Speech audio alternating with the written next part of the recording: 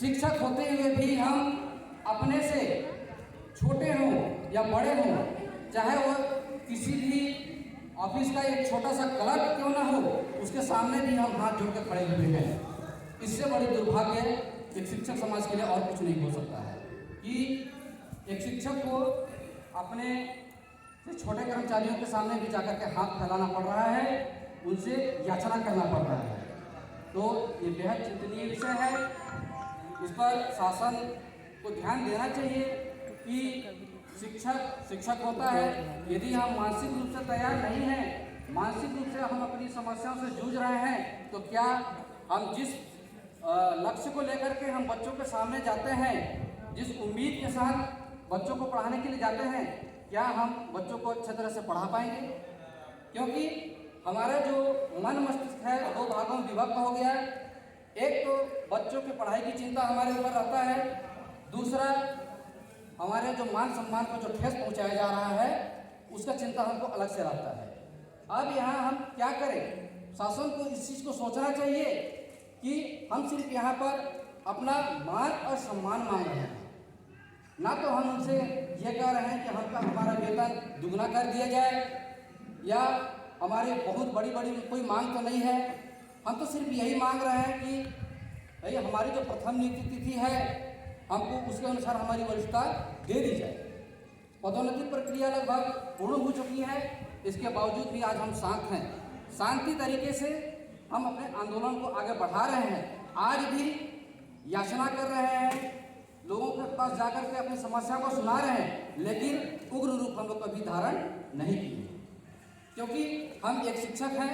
अपने मर्यादा पर रहकर हमको काम करना है, या अपने मर्यादा पर रहकर ही शासन से बातचीत करना है, हमको अपनी मांगों को मनवाना है।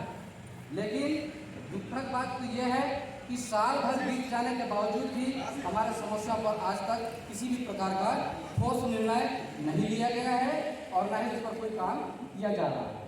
तो मैं इस मंच के माध्यम से, इस धरना प्रदर्शन के माध्यम से अपनी आवाज़ शासन तक पहुंचाना चाहता हूं कि वो जल्द से जल्द हमारी मांगों को पूरा करे और हमको एक सम्मान दे, हमारी वरिष्ठता को प्रदान करते हुए हमको एक उचित सम्मान दे, ताकि हम अभी नए शिक्षा सत्र में जब विद्यालय की जो शुरुआत हो रहा है वहाँ पर जाएं और हम एक स्वस्थ मानसिकता के साथ बच्चों के बीच में जाकर के हम उनको शिक्षा प्रदान करें।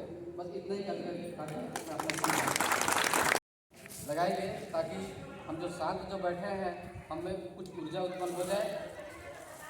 छत्तीसगढ़ राज्य स्तरीय शिक्षक संघ जिंदाबाद जिंदाबाद। छत्तीसगढ़ राज्य स्तरीय शिक्षक संघ जिंदाबाद जिंदाबाद। छत्तीसगढ़ राज्य स्तरीय शिक्षक संघ जिंदाबाद जिंदाबाद। छत्तीसगढ़ राज्य स्तरीय शिक्षक संघ जिंदाबाद जिंदाबाद। साथियों, आप सभी जानते हैं कि यहाँ पर हम सभी अपने एक सूत्रीय मांग को लेकर के धरना प्रदर्शन कर रहे हैं, अपनी मांगों को सरकार तक पहुंचाने के लिए यहाँ पर उपस्थित हुए हैं। और ये बेहद ही चिंतनीय विषय है कि हम शिक्षक समाज के होते हुए भी आज हमको सड़क पर आकर के धरना प्रदर्शन के जरिए शासन तक हमारी बातों को पहुंचाने के लिए हम लोग विवश हैं। हालांकि ऐसा नहीं होना चाहिए, क्योंकि व्यक्ति चाहे कोई भी हो, किसी भी कार्य क्षेत्र का हो, जिस कार्य क्षेत्र में भी रहता है वो काम करता है, यदि उसके मान सम्मान और प्रतिष्ठा पर किसी भी प्रकार का उसको नुकसान पहुंचाया जाता है या उसके सम्मान को ठेस पहुंचाया जाता है, तो वहां पर हम सभी का कर्तव्य बनता है कि हम अपने कर्तव्यों का निर्वहन अपने विद्यालय में करें।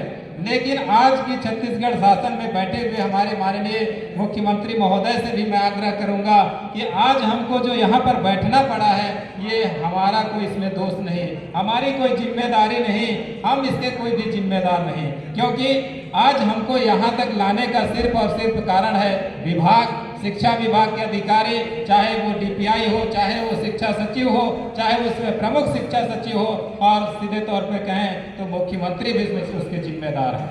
और आज इस